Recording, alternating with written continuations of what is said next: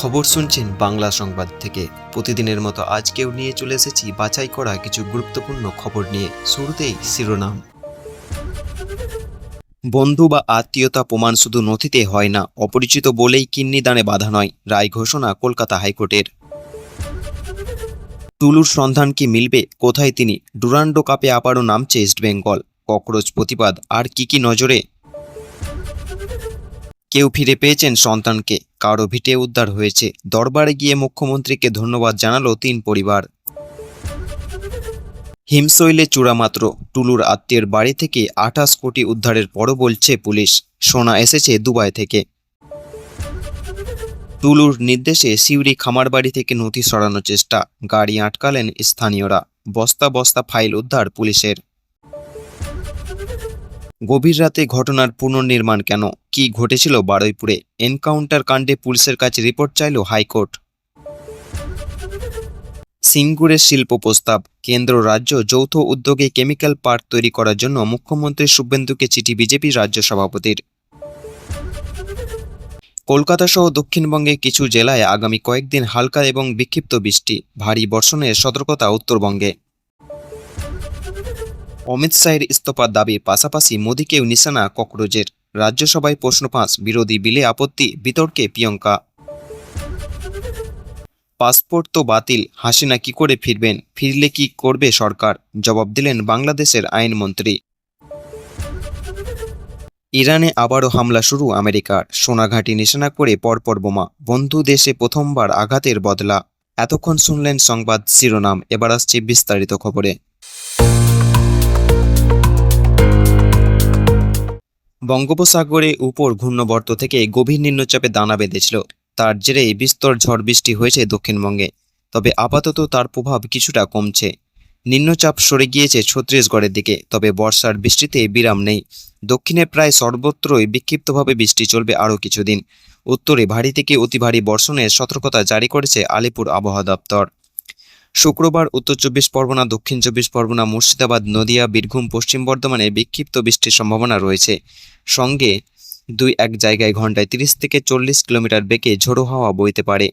এরপর আগামী মঙ্গলবার পর্যন্ত দক্ষিণবঙ্গে আর কোথাও ঝড় বৃষ্টি তেমন কোনো সতর্কতা নেই। তবে মঙ্গলবার থেকে ফের কিছু জেলায় ভারী বৃষ্টি শুরু হতে পারে। সেই তালিকায় রয়েছে বীরভূম, মুর্শিদাবাদ। বুধবার থেকে দক্ষিণ 24 পরগনা, পূর্ব মেদিনীপুর এবং পূর্ব বর্ধমানেও ভারী বর্ষণের সম্ভাবনা রয়েছে। কলকাতা নতুন করে কোনো সতর্কতা জারি করা হয়নি, তবে বিক্ষিপ্তভাবে দফায় দফায় হালকা বৃষ্টি হতে পারে। বর্ষাকালীন অক্ষরেখার প্রভাবে সেই বৃষ্টি হবে। নিম্নচাপ সরে যাওয়ায় সমুদ্র এখন শান্ত। মৎস্যজীবীদের জন্য আলাদা কোনো সতর্কতা নেই। উত্তরবঙ্গে আগামী সপ্তাহে ফের দুর্যোগের সম্ভাবনা রয়েছে। শুক্রবারই ভারী বৃষ্টি হতে পারে জলপাইগুড়ি, আলিপুরদুয়ার, কোচবিহার, উত্তর দিনাজপুর। রবিবার থেকে উত্তরের বিস্তীর্ণ অংশে প্রবল বর্ষণের সতর্কতা রয়েছে। দার্জিলিং, জলপাইগুড়ি, আলিপুরদুয়ারে কমলা সতর্কতা জারি করা হয়েছে আবহাওয়া অফিস থেকে। মঙ্গলবার বৃষ্টি আরও বাড়বে। ওই দিন উত্তরে সবকটি জেলায় এমনকি মালদা, দক্ষিণ দিনাজপুরেও ভারী বর্ষণের পূর্বাভাস দেওয়া হয়েছে। ছত্তিশগড়ের পশ্চিম প্রান্তে এখনও গভীর নিম্নচাপ রয়েছে। বর্ষাকালীন অক্ষরেখা রাজস্থান থেকে মধ্যপ্রদেশ হয়ে ওই নিম্নচাপের উপরে গিয়েছে। শেষে উড়িষ্যা হয়ে তা বঙ্গোপসাগর পর্যন্ত বিস্তৃত। সমুদ্রতল থেকে তার উচ্চতা 1.5 কিলোমিটার। এর প্রভাবে বঙ্গোপসাগর থেকে প্রচুর পরিমাণে জলীয় বাষ্প স্থলভাগে প্রবেশ করছে। দক্ষিণবঙ্গের বিক্ষিপ্ত বৃষ্টি চলবে, তবে উত্তরবঙ্গে আগামী কয়েকদিনই ভারী থেকে অতি ভারী বৃষ্টির সম্ভাবনা রয়েছে। শুক্রবার সকালে কলকাতার সর্বনিম্ন তাপমাত্রা ছিল 2.1 ডিগ্রি সেলসিয়াস, যা স্বাভাবিকের চেয়ে 0.5 ডিগ্রি বেশি। বৃহস্পতিবার শহরের সর্বোচ্চ তাপমাত্রা হয়েছিল 29.4 ডিগ্রি সেলসিয়াস, যা স্বাভাবিকের চেয়ে 3.1 ডিগ্রি কম। বীরভূমে বিপুল পরিমাণ নগদ টাকা ও সোনা উদ্ধারের ঘটনায় রাজ্য জুড়ে ব্যাপক চাঞ্চল্য ছড়িয়েছে। তদন্তে নেমে পুলিশ একের পর এক নতুন তথ্য সামনে আনছে। এই ঘটনায় পাথর ব্যবসায়ী টুলু মণ্ডলের আত্মীয় মিনার মণ্ডলকে গ্রেপ্তার করেছেন। আদালতের নির্দেশে তাকে 8 দিনের পুলিশি হেফাজতে পাঠানো হয়েছে। পুলিশ সূত্রে জানা গিয়েছে, মিনার মণ্ডলের বাড়িতে তল্লাশি চালিয়ে প্রায় 28 কোটিরও বেশি নগদ টাকা এবং প্রায় 15 কেজি সোনা উদ্ধার করা হয়েছে। সরকারি আইনজীবী আদালতের দাবি, উদ্ধার হওয়া সম্পদের মোট মূল্য প্রায় 50 কোটি টাকার কাছাকাছি। তার বক্তব্য, এই উদ্ধার হওয়া সম্পত্তি পুরো ঘটনার মাত্র একটি অংশ। তদন্ত যত এগোবে ততই আরও গুরুত্বপূর্ণ তথ্য প্রকাশ্যে আসতে পারে। সরকারি পক্ষ আদালতে আরও জানায়, উদ্ধার হওয়া সোনার একটি অংশ দুবাই সহ বিভিন্ন জায়গা থেকে আনা হতে পারে। সেই সোনাগুলি কালো টেপ লাগানো ছিল বলে দাবি করা হয়েছে। সেগুলি চোরাচালার মাধ্যমে দেশে এসেছে কিনা তা তদন্ত করে দেখা হচ্ছে। যদিও এই বিষয়ে এখনও কোনো চূড়ান্ত সিদ্ধান্তে পৌঁছায়নি তদন্তকারী সংস্থা। এদিকে এই মামলার মূল অভিযুক্ত বলে যারা নাম উঠে এসেছে সেই টুলু মণ্ডল এখনও পলাতক। পুলিশ জানিয়েছে তার খোঁজে বিভিন্ন জায়গায় তল্লাশি চলছে। তদন্তকারীদের দাবি, পালিয়ে যাওয়ার আগে টুলু মণ্ডল তার আত্মীয় মিনার মণ্ডলে নগদ টাকা ও সোনা দেখভালের দায়িত্ব দিয়ে গেছিলেন। মিনারকে জিজ্ঞাসাবাদের সময় এই বিষয়ে আরও তথ্য জানার চেষ্টা চলছে। পুলিশের দাবি, এই বিপুল সম্পদের উৎস বৈধ কিনা তা খতিয়ে দেখা হচ্ছে। জমি দখল, তোলা আদায়, পাথর ও বালির ব্যবসা, অনিয়ম ও সরকারি রাজস্ব ফাঁকি দেওয়ার মতো অভিযোগও তদন্তের আওতায় এসেছে। তদন্তকারীরা আর্থিক লেনদেন এবং নথি এবং সংশ্লিষ্ট ব্যক্তিদের ভূমিকা খতিয়ে দেখছে। এই ঘটনায় আরও একটি গুরুত্বপূর্ণ তথ্য সামনে এসেছে। একটি ডাকাতি মামলা তদন্ত করতে গিয়ে পুলিশে মিনার মণ্ডলের বাড়িতে পৌঁছায়। সেই সূত্র ধরেই তল্লাশি চালিয়ে বিপুল পরিমাণ নগদ টাকা ও সোনা উদ্ধার হয়। পরে তদন্তের স্বার্থে মিনারকে গ্রেপ্তার করা হয়। এদিকে টুলু মণ্ডলের একাধিক বাড়ি ও অন্যান্য সম্পত্তিতে তল্লাশি চালানো হয়েছে। তদন্তকারীরা গুরুত্বপূর্ণ নথি উদ্ধার করেছেন বলে জানা গিয়েছে।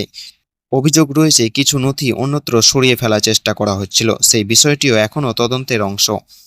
এই ঘটনার সঙ্গে অনুব্রত মণ্ডলের নামও বিভিন্ন মহলে আলোচনা হলেও তিনি সমস্ত অভিযোগ অস্বীকার করেছেন। তার দাবি, টুলু মণ্ডল তার ঘনিষ্ঠ নন এবং এই ঘটনার সঙ্গে তার কোনো সম্পর্ক নেই। তবে মনে রাখতে হবে, এই মামলার তদন্ত এখনও চলছে। আদালতে এখনও কারো বিরুদ্ধে চূড়ান্তভাবে অপরাধ প্রমাণিত হয়নি। তদন্ত শেষ হওয়ার পর এবং আদালতের রায়ের ভিত্তিতেই পরবর্তী আইনি ব্যবস্থা স্পষ্ট হবে। এই ঘটনায় নতুন কোনো আপডেট সামনে এলে আমরা অবশ্যই আপনাদের জানাবো।